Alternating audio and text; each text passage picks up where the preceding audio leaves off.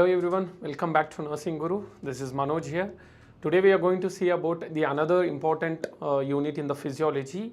Although it carries a very less mark, this is also plays a major role when it comes to the treating patients or like whatever it is. It is not only like that you are going to practice in the clinical sector, and also for theoretical and also examination oriented part, everything this unit plays a major role. So today we are seeing and today we are hearing what we hear, what we see, what we do, what we touch.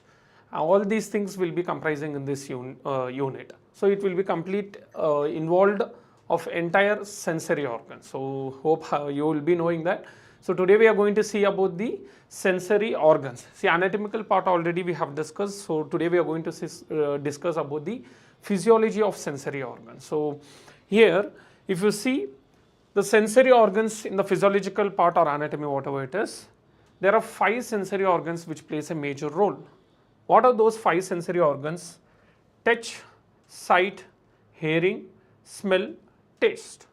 Okay. So touch is all about your skin, sight all about your eyes, and hearing all about your ears, smell all about your nose, and taste all about is your tongue. Okay. So today we are going to discuss in detail about these 5 sensory organs in the physiological part, which is your unit number 7.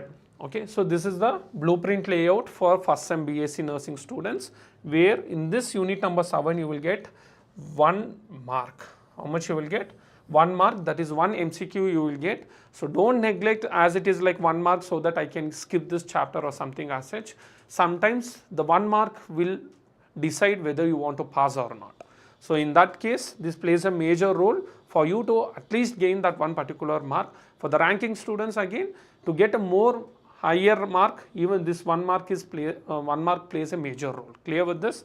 Okay. So unit number 7, that is the sensory organs, and this will carry 1 mark. For the GNM, as we already know that there is no particular blueprint layout or important questions which is given from the board side or nothing as such. The only one thing that you can do is please read the previous year's question paper and the entire syllabus that is given by the board. But don't worry, still the important questions will be framed by our Nursing Guru team, and we will be doing a later videos in the later session so that it will be helpful once there is a release of timetable from the board for your GNM people. Clear with this? Okay, so let's move into the video, that is one by one. The first is the 5 sense organs. So what is that 5 sense organs as already we discussed? The 5 sense organs are eyes, ears, tongue, skin and nose. It helps to protect the body. The human sense organs contains a receptors that relay information through sensory neurons to the appropriate places within the nervous system. See, these 5 sense organs, how it works is mainly because of one part which is called as a receptors. There is one thing which is called as a receptors. So what does that receptors will do is, see, it will receive the information. So when you are sending some information, for example, when you are touching some hot pan and directly you are removing your hand, right? So why you are able to remove is first that heat information should be passed. So once passed, who has to receive that? Those are called as receptors. Okay. So receptors are the cells which will receive the information from the stimuli. Understood? So here receptors are the cells which relay the information through the sensory neurons to the appropriate places within the nervous system. So it will receive the information from the stimuli, and then again it will send back the response to the stimuli site only. Clear? That is how once we touch the hot pan, immediately we are able to remove our hand, because the heat is given the information to the receptor from the stimuli to the particular site, and during that, in that particular site, there is a receptors which will receive the information. So once the information is received from there, then again it will be sent back to the stimuli site, so that from here it will go to the brain, from brain again it will go to the place where stimuli is there, saying like remove your hand. So this is how the sensory organs will work. So each sense organ contains a different receptor. So it is not like one single receptors, there are many receptors. We'll see one by one. So first thing is called as sensations. See here, each sense organs contains different receptors is there. So to receive that receptors, some sensation should be there. So what are those sensations? So receptors we will be discussing in the next slide. So what are the sensations is pain, temperature, pressure, touch, special senses. So pain, temperature, pressure, touch. So these are very much important. Along with this, there is some other special senses which is called as a sight, hearing, taste, smell and orientation in space. So these are the sensations which is very much important for 2 marks as well as 5 marks for the GNM, and whereas 1 mark is like important 1 mark for the first sem BSc students. Here we told, right, we do have multiple receptors. So what are those multiple receptors and what they exactly do when it comes to the information passage are? First one is receptors. In this there are 3 types we do have. One is extororeceptors, interoreceptors and proprioceptors. Extororeceptors, the name itself says it is external. See, that is, it detects the stimuli near outer body surfaces. So externally. So what are those extororeceptors? Cold, warmth, touch, pressure and special senses such as hearing and vision. See, these are all the extororeceptors which is present outside the body. Clear? Next, interoreceptors. This is inside the body, that is, detect stimuli from inside the body. So inside the body, what are the stimuli that you can see is, see, this is interoreceptors, taste, smell, pH, distension, spasm and the flow. So these are the interoreceptors we call it as. Next, proprioreceptors. What is this proprioreceptors means? Deep within the body, that is, detect stimuli deep within the body. This is inside, this is outside the body or near outer surface, body surface, and deep within the body is all about your sensations what we discussed earlier. So what are those sensations which will be in the proprioreceptors or proprioceptionis? Pain, temperature, pressure, touch and special senses of those 5 what we discussed. Clear with this? So this is all about the introduction of the sensory organs along with the receptors, which is very much important for 5 marks for the GNM students and 1 mark for the BSc. So skin, let's discuss one by one. The first sensory organ that we are going to discuss is skin. Skin is the outer covering of the body which is in contact with external environment. So which is the largest organ in our body? Largest organ in our body is skin only. But largest gland is liver. So don't get confused whenever there is any single 1 mark MCQ question, if you get saying like which is the largest organ in our body, then you have to tell skin. When it comes to the gland, then it should go to the liver. Clear? So what are the functions of a skin? Protection of underlying structures from injury.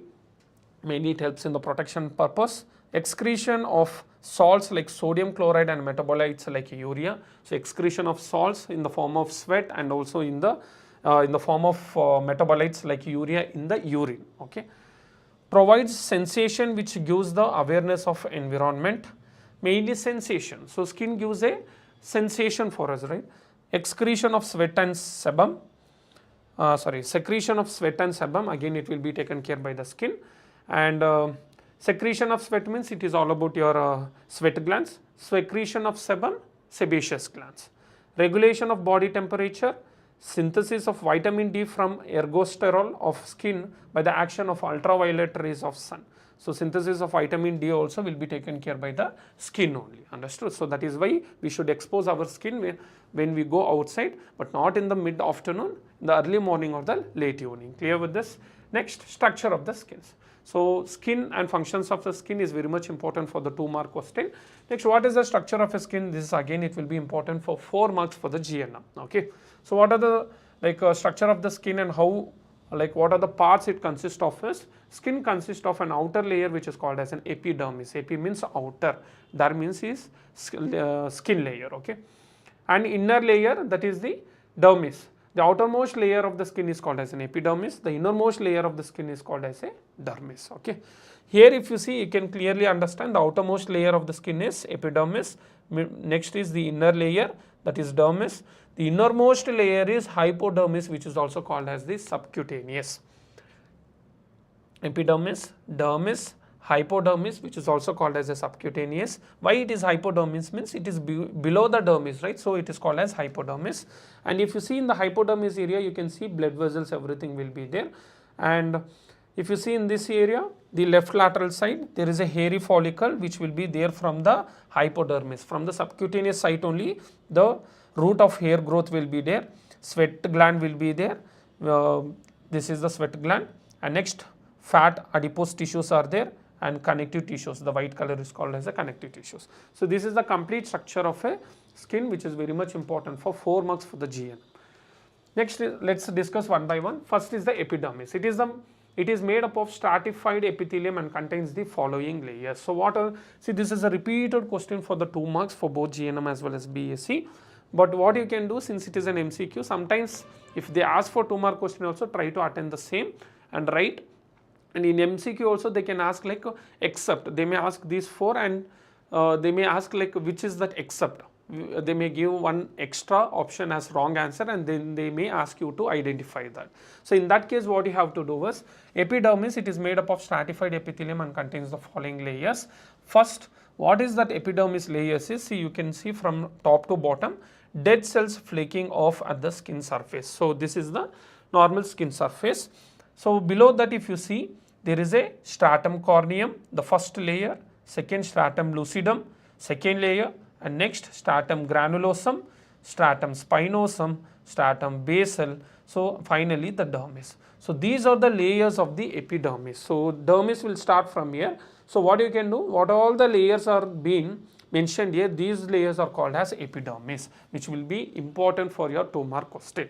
Next, dermis. It is the inner layer which forms true skin. Okay, so that was a flaked skin, and this is a true skin.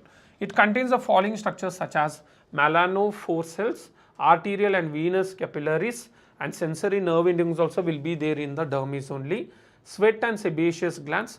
Sweat glands will produce the sweat, means secretes the sweat, and sebaceous glands secretes the sebum. Okay.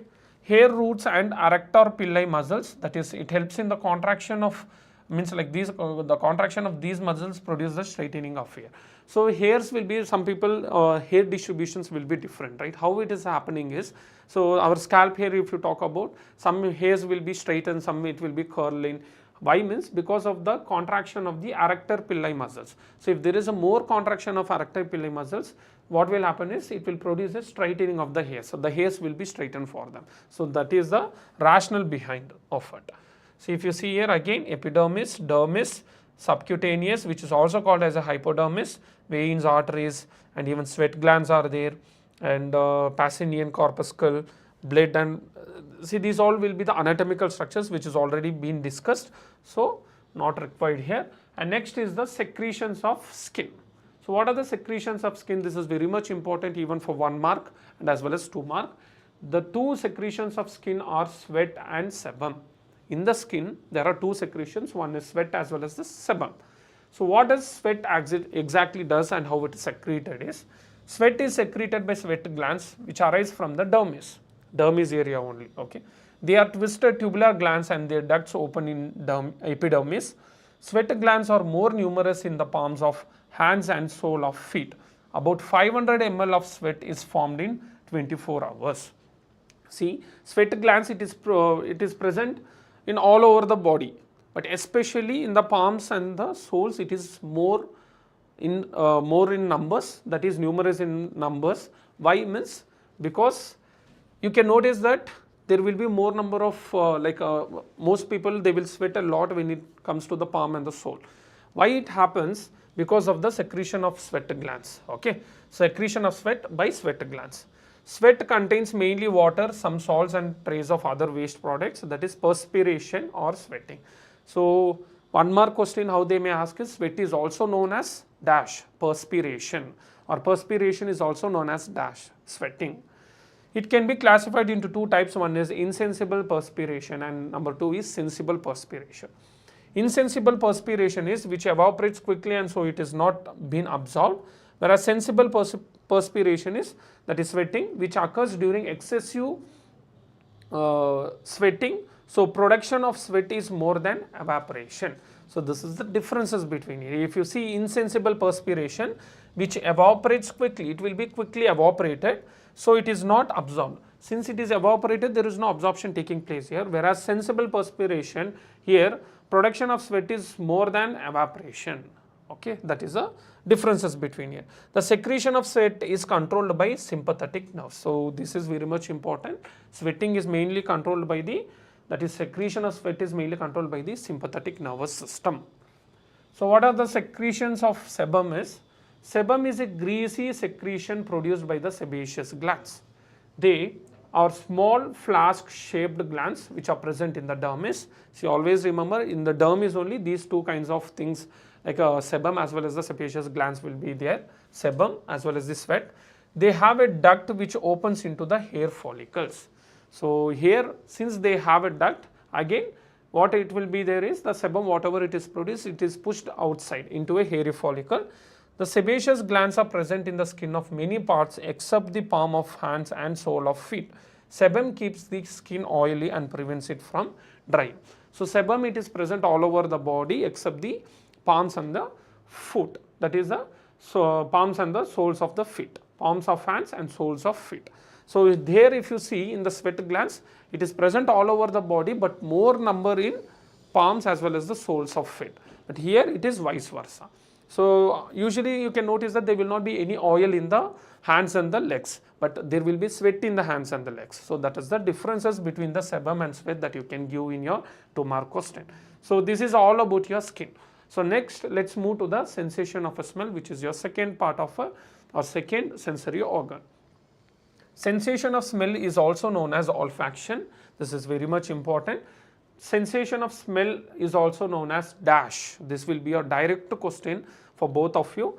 Nose is the organ of the sense of smell and dash is the organ of the sense of smell, means again you have to mention as nose. The sensory nerves of smell are the olfactory nerves, which is the first cranial nerve. We all know like which is the first cranial nerve, olfactory. Second will be your optic, like that. You should try to remember the cranial nerves in particular order, which is already there in our channel and the videos. Please look into it if you have any further queries. Next, the receptors for smell are olfactory. The receptors for smell are olfactory rods. So again this will be a 1-mark question. Name the receptors for smell, dash. Then you have to mention olfactory rods. Since it is a smell, olfactory means it is all about your smell. Olfactory rods, they are present in the mucous membrane of the upper part of the nasal cavity. The ends of the olfactory rods are rods collected to form the olfactory nerves, which is the first cranial nerve. This nerve passes the root of through the root of nose and the ends in the olfactory bulb. From the olfactory bulb, the sensations are carried through the olfactory tract to the olfactory area in the temporal lobe of the cerebral cortex. The perception of smell occurs in this area. So one more question that you can expect here is the perception of smell occurs in dash area. Then you have to mention olfactory area in the temporal lobe of cerebral cortex, or simply you can mention as olfactory area of cerebral cortex, that you can mention. So which is the perception area? Olfactory area of cerebral cortex. Clear with this? So this is the whatever we have discussed. So this is the diagram depiction that you can see: olfactory epithelium, olfactory tract, olfactory bulb, nasal concave, root of inhaled air. So from here, see, it will go to the olfactory bulb first, and then it will go to the olfactory tract, and finally olfactory epithelium also, here also. See, it will go in this manner. Next, functions of the nose. So what are the functions of the nose? Again, this is important for the 2-mark question again. Helps in inhalation. First thing is functions of a nose. Mainly it helps in inhalation, that is the process of respiration starts in the nose only, that we all know. Purification of inhaled air, organ of smell, and it is a sense of taste. So these are the functions of nose. Purification of inhaled air means, see, since we do have the nasal hairs, so it will be purified, the air will be purified, and whatever the dust materials are there, that will be like try to purify in the nasal passages only, so that the fresh air will be entered into the lungs through the trachea. Clear? And organ of smell, obviously nose is an organ of a smell, and the sense of taste is also associated with the nose pattern. So why sense of taste here it came is, so what you taste and what you smell is almost correlated. So that is why it also helps in the sense of taste. Next, coming to the eye. So this is all about your nose. Next, coming to the eyes. Eyes are spheroid shaped organs which are fitted into the two orbitals of the skull. Orbitals of the skull means orbits is this one, two orbits or orbitals. There are three major parts in each eye, like number 1 the sclera, number 2 choroid layer, and number 3 is retina. There are three major parts in each eye which is called as a sclera, choroid layer and retina. Okay. So sclera is a fibrous layer which is the outermost layer, and choroid is the middle layer and retina is the innermost layer. So these are the three. See, if you see in the diagram you can easily understand here. First you can notice that there is a cornea which is the layer here, outermost layer that you can see. Once you see whatever we see, that will be the outermost cornea. In the cornea you can see mucous layer, watery layer, oily layer will be there, that is why it is glistening in nature. And below the eye if you see there is a meibomian glands. Meibomian glands are present. And next upper if you see there is a lacrimal gland, that is upper the orbital area. Lacrimal gland is there which will produce the tears, and conjunctiva is the whitish layer. Okay. Sclera, conjunctiva, cornea, lacrimal gland, everything is shown as a short here. Whereas if you see the entire anatomical structure of the human eye, you can notice, see the optic nerve and artery, veins will be there, and if you see there is a vitreous fluid, and if you see here there is a aqueous fluid. So aqueous fluid will be in the front of the lens, vitreous fluid will be the back of the lens. Here sclera is the outermost layer as we discussed here. Next retina is the innermost layer, and choroid layer will be in the middle layer, where see in this middle layer will be your choroid. Macula will be the area where light will be detected, understood. Ciliary body, iris and anterior chamber, pupil will be always in the center. This is the cornea and lens, and this is ora serrata and rectus medialis which will support the eyeball. Okay. This is the complete anatomy of the eye. So next is the eyeball, we will discuss in detail. Eyeball is almost spherical in shape and it is situated in the anterior part to orbital cavity. The eyeball contains three coats and light transmitting structures. So this is very much important. What are the three coats of eyeball is also important. What are the three light transmitting structures, that is also important. Three coats is outer fibrous coat which contains a sclera and cornea. Cornea as well as sclera. See, sclera and cornea. These are the outer fibrous coat which will be present. Middle vascular coat. Middle vascular coat means which helps in the blood supply, which contains choroid, ciliary body and iris. See, choroid, ciliary body, iris, and this aqueous and the vitreous body, right? Here if you see there is a choroid. So choroid, ciliary body, iris. These three will be the middle vascular coat which helps in the blood supply to the eyeball. Next, inner nervous coat which is called as retina. So innermost layer or innermost part of the eye is retina, which helps in the nervous conduction. Clear? See here, ciliary body, cornea, iris, lens, aqueous humor, vitreous body, and optic nerve, optic disc. See, this optic disc is called as something called as a blind spot. Okay, this is the blind spot. Okay, optic disc is also known as blind spot. Now let's discuss one by one. First one is the sclera. It makes up the outermost part of the eye anatomy. It is made up of a dense, strong fibrous wall which consists of the sclera, that is 5/6, and the cornea, that is anterior 1/6 of the eyeball. The sclera is the outermost layer and it gives the definite shape to the eyeball. So why our eyes are completely spherical in shape means because of the sclera only. Okay, it gives a proper shape to our eyeball. The gap between the sclera and the orbitals of the skull is mainly filled with the adipose tissues.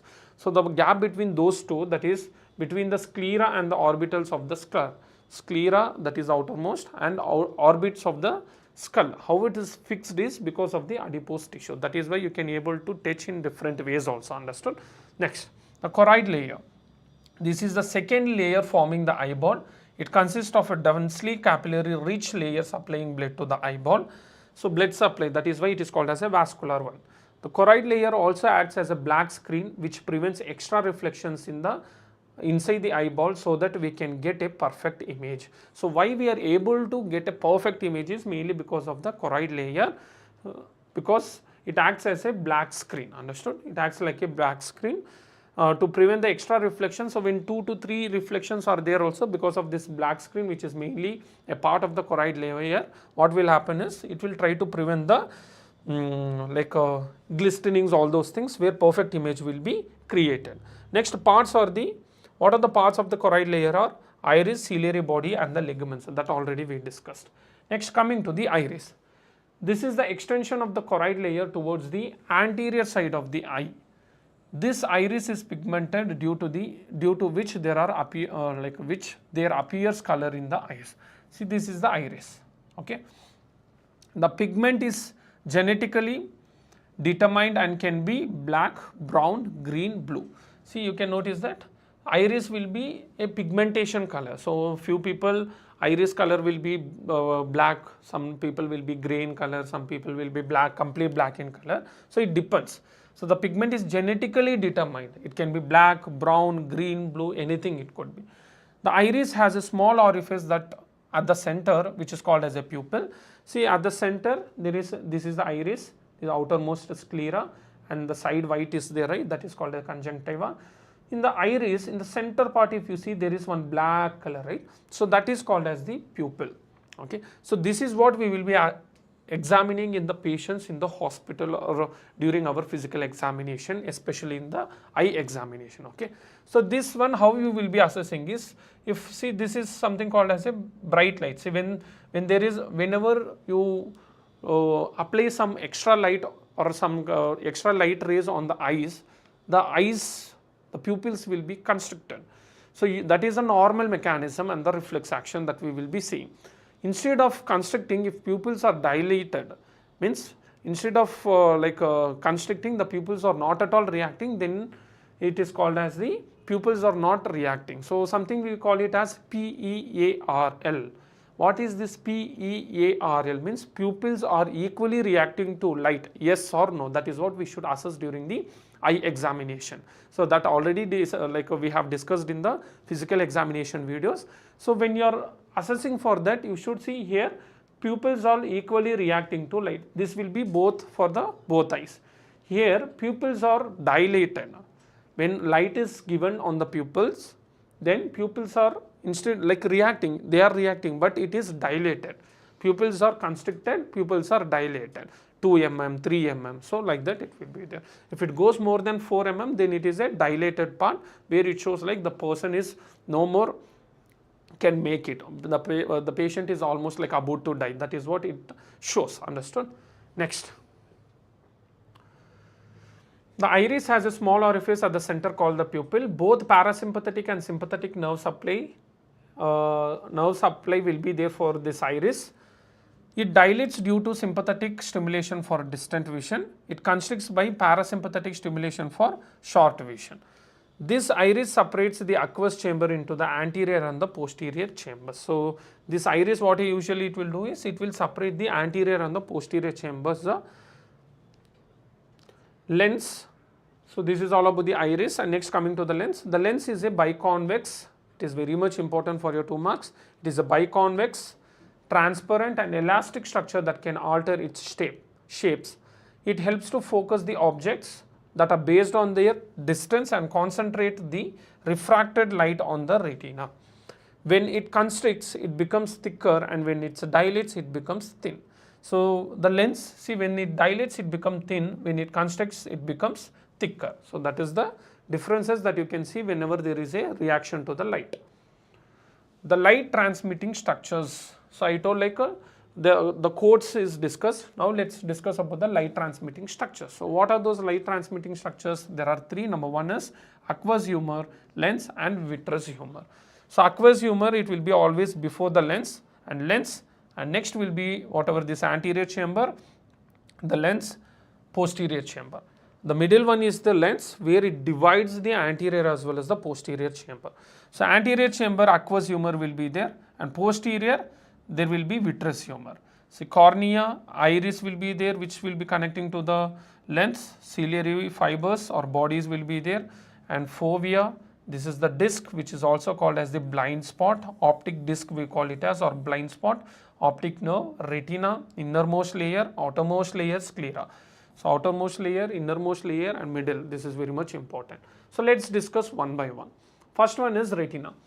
This is the innermost layer of the, like already the connection of this. So just to know this one, they may ask for the 2-mark question, list the light transmitting structures. So you have to mention one by one. So next is the retina, which is the innermost layer of the eye made up of nerve cells. Mainly here the retina function is to generate with the nerves functionings, okay.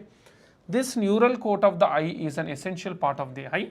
This retina is the only part of the eye that perceives the light and converts it into the electrical energy. So whatever the light rays are there, right, like it will perceive the same and it will be converted into the electrical energy. It consists of photosensitive, see this is very much important starting from here, please make a mark here. It consists of photosensitive cells. Which consists of photosensitive cells? Retina consists of photosensitive cells, namely called rods and cones. Photosensitive cells are rods and cones. The rods are light sensitive and recognize the dark and bright light. The cones are color sensitive and recognize the colors. So it clearly says here, the rods are the light sensitive cells which recognize the dark and bright light. Light sensitive means it only works, or it can work best way and better way during the daytime. So that is light sensitive and recognize the dark and the bright. So which will recognize whether it is a day or night is only the rods, and which will recognize whether it is a red color, blue color, black color is, it is your cones. Cones color CC you can imagine, you can easily remember in such a way. The light received from the lens is converted into a nerve impulse and carried backward as the optic nerve into the brain for further processing. The point at which the nerves from the retina converge is called as optic spot. The point at which nerves from the retina converge, whatever the rays are there that was converging, right, which goes and settles there is called as a converge, is called optic spot. The retinal chamber is filled with vitreous humor. The anterior chamber is aqueous humor, the posterior chamber is vitreous humor. So day and night, how it is determined is by the rods cells, whereas cones is it determines, or it will be helpful in knowing the colors, okay, color determination by the cones, day and night determination by the rods. These cells are called as photosensitive cells, which is very much important for 2 mark as well as 1 mark for both GNM as well as the BSc. Next, coming to the accessory parts of the eye. So what are the other supportive parts of the eye is, number 1, these are the parts that help in the safety and smooth functioning of the eye. They are the eyebrows, eyelids and the eyelashes, and even lacrimal bodies, that is lacrimal glands, which helps in the tears. These are the glands, that is lacrimal glands, or the glands that secrete the tears. These tears are rich in salts, lysosome and immunoglobulin. They help in protection from irritants and dust. They help to prevent microbiological growth, and they keep the eye moist and oil in it slowly, like they keep the eye moist and the oil in it, in the sense in the lacrimal bodies slows the evaporation. So mainly how come the eyeballs are not being evaporated, why it is not becoming dry means because of the tears which is secreted by the lacrimal bodies, okay, that is very much important. So this is lacrimal bodies is very much important, which helps in tearing. Next, physiology of vision. So we have discussed the entire parts of the eye which helps in different ways. Now we will discuss about the physiological part of the vision. So how this vision is happening, on what basis, what is the mechanism behind. So let's discuss one by one. So vision is the special sense of sight that is based on the transduction of light stimuli which is received through the eyes. So vision, how it is happening, it is one of the special senses, okay, of sight. The physiology of vision mainly consists of three mechanisms. So names at least you should know, which is very much important. First one, initiation of vision by phototransduction. Initiation of vision is there, right? That will be taken care by the phototransduction, which is a function of photoreceptors, that is rods and cones. Photosensitive cells, photoreceptors all are same only, which is the rods and cones. Processing and transmission of visual sensation is a function of image processing cells of retina and visual pathway. So after rods and cones functioning, whatever we saw, that will be transmitted as an information, right? That will be taken care by the second mechanism. Third is visual perception is a function of the visual cortex and related areas of the cerebral cortex. So if you see in the cerebral cortex, there is an area called as the visual cortex.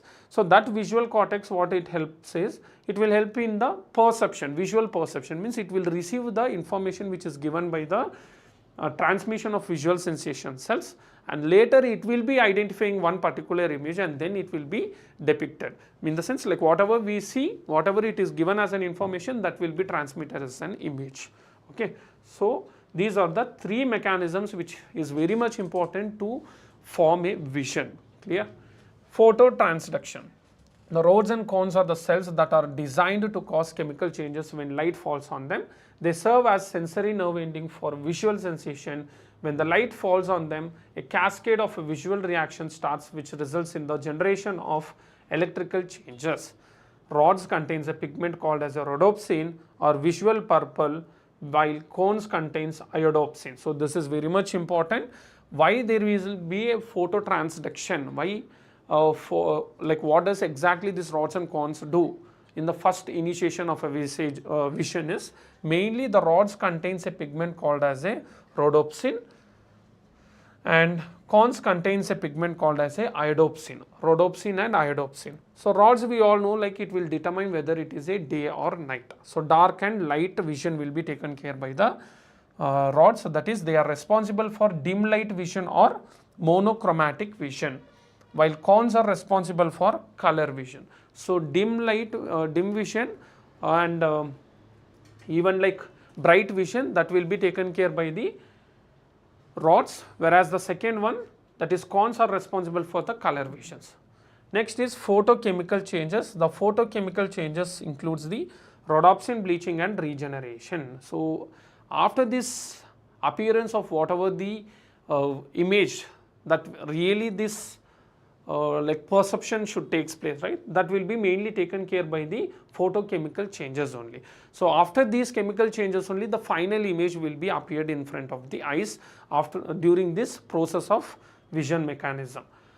Visual perception, it consists of some thresholds. For example, so how we will be perceiving the vision. For example, if I am seeing a camera, so how I am able to see that, that will be called as a visual perception. So it consists of some threshold, means up to some extent. Light sense, it reflects to minimal brightness required to evoke a sensation of light called light minimum. It should be measured after at least a dark adaptation for 20 to 30 minutes. So the two types of visual adaptations are mainly the light adaptation and dark adaptation. So this visual perception of light and dark instead of an image, how we are able to perceive in the sense. See, for example, after the sitting in a room for more than 2 to 3 hours and suddenly moving into a bright light, that is mid afternoon at 1 o'clock or 2 o'clock, suddenly you will be having some glare effect on your eyes and you will try to close your eyes with your hands. So why it is happening in the sense, that is called as adaptation, we will call it as. So what is that adaptation? Is visual adaptation to the light and dark. Understood? So it will take up to 5 to 6 minutes maximum in order to adjust to it, and that will be the minimum. So maximum 20 to 30 minutes you will be having some mild orbital pain because of sudden change from dark to light is called as adaptation, visual adaptation. So and there are two types, one is light adaptation and the dark adaptation. So anything, it could be a vice versa. Next is rods are more sensitive to low light vision, that is scotopic vision. So rods are more sensitive to low light vision, which is called as a scotopic vision. Therefore rods are used more in dim light vision, whereas cones are used more in bright light visions. Okay, that is, see, bright light visions is called as a photochemical peak vision, and low light vision is called as scotopic visions. So these are the two types of visions that you can easily identify with the help of the visual perceptions, and these are the main functions of the rods and the cones as well. The dark adaptation mainly depends on the presence of vitamin A. So this is very much important. They may ask photopic vision is dash, then you should mention cones, and one more is scotopic vision is dash, then you should mention as rods. So what does it exactly does also we have discussed it. And next is the dark adaptation depends on the presence of dash. Mainly it depends on the presence of vitamin A. So vitamin A, if there is a deficiency, then what will happen is night blindness will be there. So that is why this will be your direct 1 mark question, and it is very much important. Deficiency of vitamin A will result in night blindness. That is a direct question. Deficiency of dash results in vitamin like a night blindness is vitamin A. Deficiency of vitamin A results in dash, then you should write night blindness. Okay. So next is the optic disc. Optic disc is the point where the optic nerves leaves the eyeball. This point does not contain retina and it is insensitive to light. See, this optic disc, this area, the optic nerve leaves the eyeball. So it will leaves the eyeball. So it will enter into the eyeball. This point does not contain retina and it is insensitive to light. Here there is no retina and it is insensitive to the light, and here there is no nerves, nothing. So this point is called as the blind spot. Since there is no retina here, there is no nerve supply, there is no even any sensitive supply to the light, nothing will be here. So no nerve supply and no even proper retina. So what happens is this area is said to be the blind spot. Clear? Optic disc is also known as blind spot. So macula is a small area of retina which is situated just lateral to the entrance of the optic nerve. Macula is exactly opposite to the center or center of pupil. Direct or near vision is mainly focused on the macula.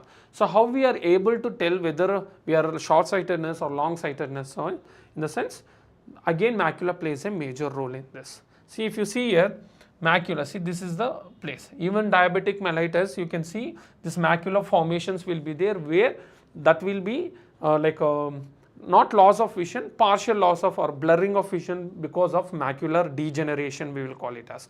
So what will happen is, once this macula is not working properly, our sight will get affected. Either it will become a long-sightedness or it may become a short-sightedness. Okay. So we will discuss that one by one. So that is the disease of the eye. So just now I told macula plays a major role in resulting or in identifying whether we are really a short-sightedness. If macula is working properly, the sight will be proper. If macula is having any degenerations or bluish, blackish discoloration like this, then what it shows is our eyes are not being properly, like we are not able to properly see. So in that case, there will be a condition, either development of like short-sightedness or long-sightedness will be there. In that case, the diseases of eyes, to know it is very much mandatory. So first one is myopia, that is short-sightedness. Short sight means short-sightedness. We can see short, but we are not able to, we cannot see the long distance objects. This occurs due to an increase in the anterior-posterior diameter of the eyeball. So this is the exact definition that you can write for the myopia. Myopia means short-sightedness. It occurs due to an increase in the anterior-posterior diameter of the eyeball. So the image is formed in front of the retina. So if an image is formed in front of, imagine this is the retina. If image is formed in front of retina, then it what it exactly called as is myopia, short-sightedness. Okay. Actually, it should fall on the retina. If it falls behind the retina or before the retina, then there will be alterations of sight or the vision. Okay. The patient can see the near objects without a difficulty, but distant objects cannot be seen clearly. This is mainly corrected by the concave lens. So what is the lens that we use to correct the myopia, which is a short-sightedness, is that is concave lens. Next, hypermetropia, which is a long-sightedness. Hyper means long, so that increase. So hypermetropia means long-sightedness. Here you can see the long distance objects, but you cannot see the short distance objects. This occurs due to the decrease in anterior-posterior diameter of the eyeball. So the image falls behind the retina. So before the retina will be your myopia, behind the retina will be your hypermetropia, which is a long-sightedness. That is, the near objects cannot be seen clearly, but far objects we can. This is corrected by using convex lens. Okay, this is corrected by using convex lens. Next is presbyopia. It is a defect in the accommodation. So it is a defect in accommodation means it occurs in old age due to loss of elasticity of the lens. So accommodation, that is settling. It is mainly because of the accommodation which will be occurring as age is getting increased. As we become old age, there will be high chances of to get long-sightedness, short-sightedness, all those things. So any alteration of long-sightedness and short-sightedness, that will be called as presbyopia. So this will be age-related eye disorder. So this will be called as age-related eye disorder is presbyopia. Next is glaucoma. What is glaucoma? It is an increase in intraocular tension pressure, that is intraocular pressure or a tension produced due to excessive collection of aqueous humor. So I told like in front of a lens there is an aqueous humor, right? That will be increased because of this, that is in the anterior chamber. Unless properly treated, it may lead to blindness due to retinal damage. Okay. So what is glaucoma means? Mainly it is an eye disorder which occurs because of intraocular increase in intraocular pressure or a tension, which is produced by excessive collection of aqueous humor in the anterior portion of the or anterior chamber, which is called as aqueous humor. Unless it is properly treated, if we are not properly treating it, then what it will be resulting is, it will be resulting into the blindness. Okay, it will be resulting into the blindness due to the retinal damage. Why? Because more collection of fluid will be obviously damaging the retina, where light rays cannot fall properly on the retina. Finally, there will be complete loss of vision, which is called as a blindness. Next is color blindness. It is a defect of retina in which the patient cannot see one or more color. It is a defect of retina, mainly the color blindness and the glaucoma, everything will be the retinal defects only, in which patient cannot see one or more color. So for example, see now as a normal people we can see multiple colors, how much ever it may be, we will be able to identify it. But when it comes to the color blindness, they cannot identify more colors. If you give 5 colors, they will be able to maximum give correct answers with 3 only. So remaining 2 they will not be able to identify. Some patients are totally color blind and they see everything only in black and white. Some patients are partially color blind and can see only few colors. So it could be like partial color blindness and complete color blindness, anything it could be, understood? Next is night blindness. So night blindness is nothing but again nyctalopia.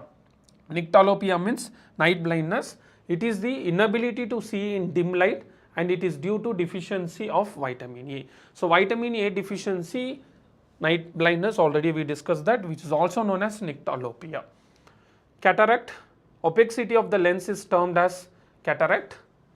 Opacity of lens, that opacity means the cloudiness. Okay, the cloudiness of the lens is termed as the cataract, or opacity of lens is known as cataract. It is mainly caused by the degenerative changes in the cells of the lens. So degenerative changes in the cells of the lens is called as the cataract again.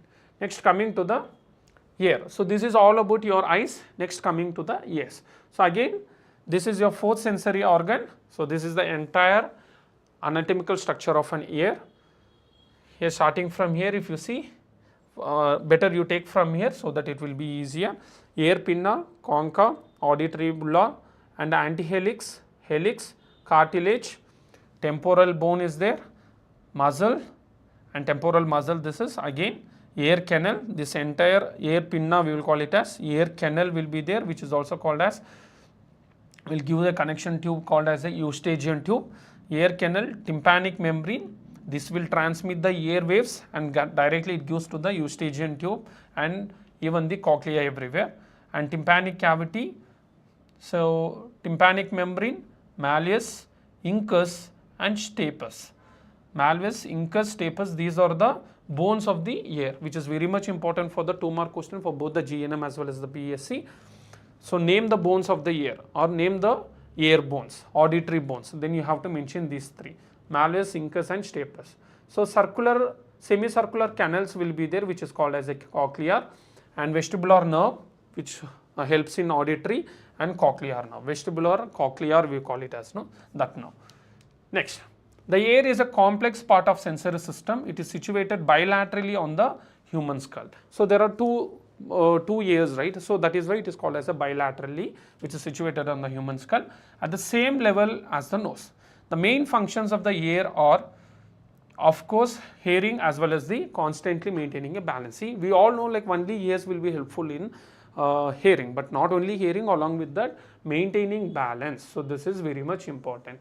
So why we are able to stand in a proper position, that is in a proper anatomical erect position, is because of again the ear balance only. So why this is happening? Because of the vestibular fluid. There is a fluid in our ears that if it is in a stagnant place, then even we will be in a proper position, or else we will be like in the imbalanced situation. Okay.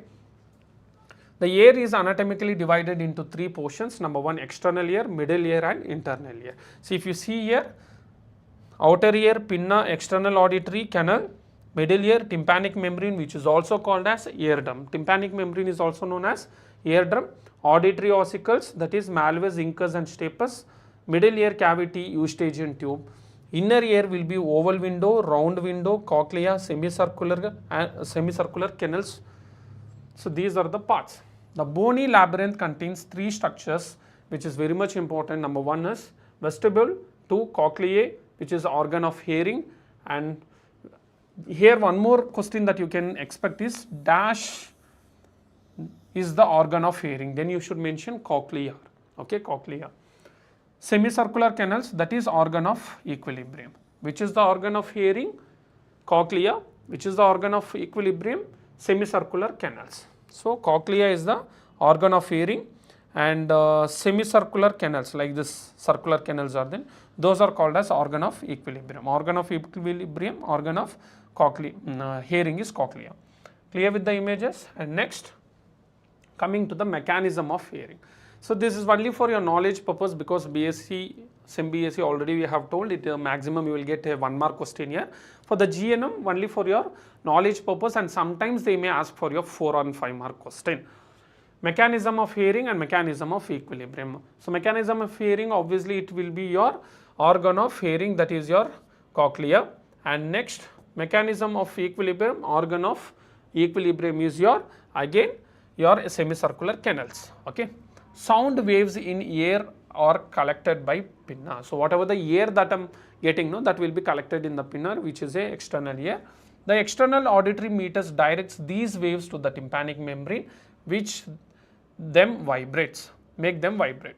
The vibrations are transmitted by malleus, incus and stapes to the membranes, which are covered, membrane covering fenestra ovalis. From the inner surface of this membrane, vibrations are transmitted to the organ of corti through perilymph and endolymph.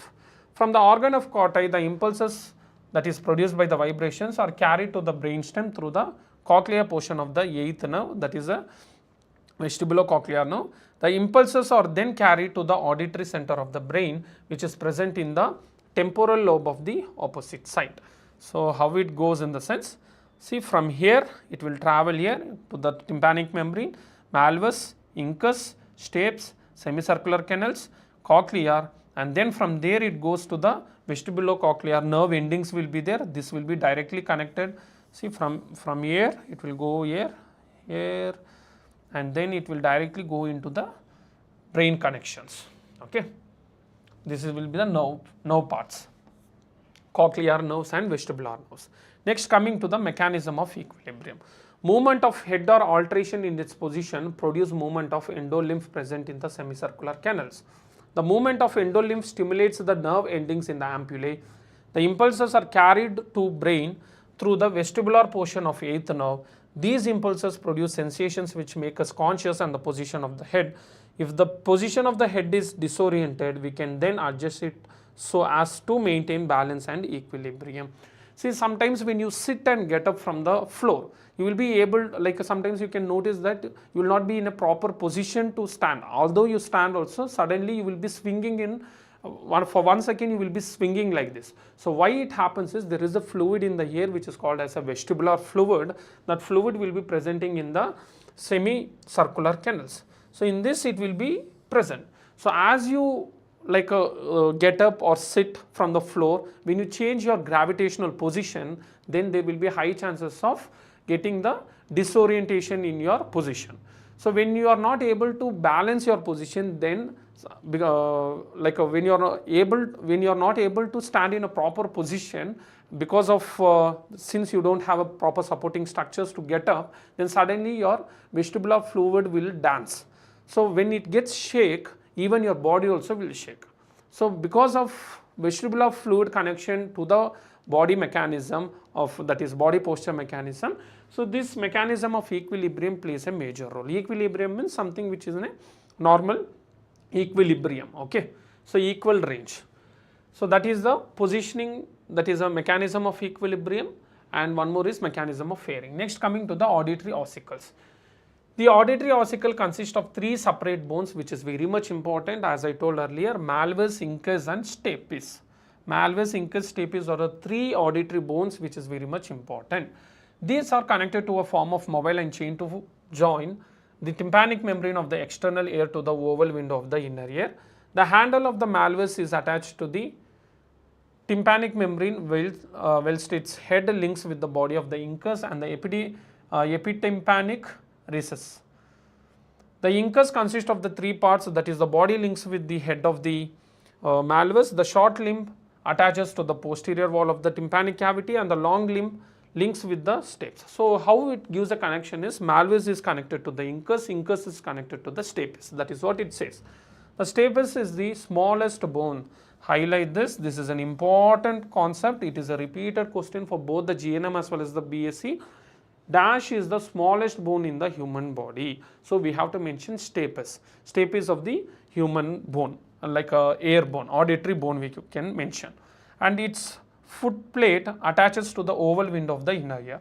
The function of the auditory ossicle is to transmit and amplify the sound vibrations from the external ear to the endolymph and perilymph of the inner ear.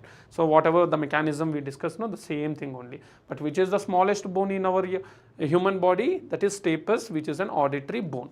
Next, the functions of the tympanic membrane is: the tympanic membrane transmits sound waves from the external ear to the ossicles of the middle ear. The tympanic membrane and the middle ear amplify the sound which is reaching to the inner ear. See, whatever we hear as a sound, that will be converted into the vibrations, and then it will be sent to the tympanic membrane, finally to the nerves, to send the information to the brain. From there again, the brain will send in one more information, that is a response information from brain to the same part where we can hear properly. That is the cerebral cortex area, which is the auditory area. Understood? So this is how the function of tympanic membrane takes place. Next is the Eustachian tube. The Eustachian tube, also called the pharyngotympanic tube, which connects the middle ear to the nasopharynx. Like this, 2 areas it is also lined with a mucous membrane. So pharyngotympanic tube. So what is this pharyngotympanic tube? Whatever the tympanic membrane, the air is also linked to the pharynx. The ear is also linked to the oropharynx and nasopharynx. Okay, this tube is shorter and straighter in children, so it is easier for pathogenic organism to travel between the ear and the nasopharynx. See, in the children you can notice that most of the time they will be having a ear infection. Why that ear infection will take place is, see, the pathogenic organisms will be directly traveling between the ear as the nasopharynx. So because of ear infection, even nasal infections also will start. Understood? This is one factor which is contributing the infections of the middle ear in the children, which is called as a otitis media. Okay. So what the functions of the Eustachian tube are? So it is used to aerate the middle ear to equalize the pressure. So mainly what is the function of a Eustachian tube is to aerate the middle ear to equalize pressure. So I told like pressure should be in a normal way, or else the equilibrium will not maintain properly. So finally there will be imbalance of position will be there, body coordination will not be there. Okay, for optimum movement of the tympanic membrane. It also equalizes pressure in the middle ear to that of the atmospheric pressure. This allows for optimal transmission of sound waves from the atmosphere to the inner ear. So when there is a normal pressure in our ear only, then the whatever which is equal to the atmospheric pressure, the sound waves will transmit properly. If it is not, then the waves will not transmit, and finally the sound will not be audible that much adequately. In addition, it allows for air exchange within the middle ear. So what is the main function that you can mention is air exchange. Okay, that is very much important. Next is sensation of a taste. So what is this sensation of taste? So this is the last sensory organ that we are going to discuss. This is also important for 5 marks for GNM, and for BSc again they may ask for 1 mark MCQ question. Sensation of taste, also known as gustation. So gustation or gestation, that is the sensation of taste, which is also termed as. The receptors for the sensation of taste are taste buds. So taste buds will be present all over the tongue, understood, especially beneath the tongue and tip of the tongues. The taste buds are present at the sides and the base of the tongues. The sensory organs mainly will originate from the taste buds, which are carried through the facial and the glossopharyngeal nerves. So facial nerves and glossopharyngeal nerves plays a major role here. The impulses are carried to taste center in the medulla, and from there to thalamus and then to the motor cortex. The impulses are interpreted in the cortex as sensation of taste. So mainly the taste buds are present on the sides of the tongue, that is on the sides of the tongue, and on the base of the tongue and tip of the tongue. So these are the areas where taste buds are present, which helps in tasting. See here, you can see there are 4 different types of tastes which are felt at different areas of the tongue. As I told, there are multiple, like the entire tongue will be having a taste buds, but more numerous on the lower as well as the side and even the tip.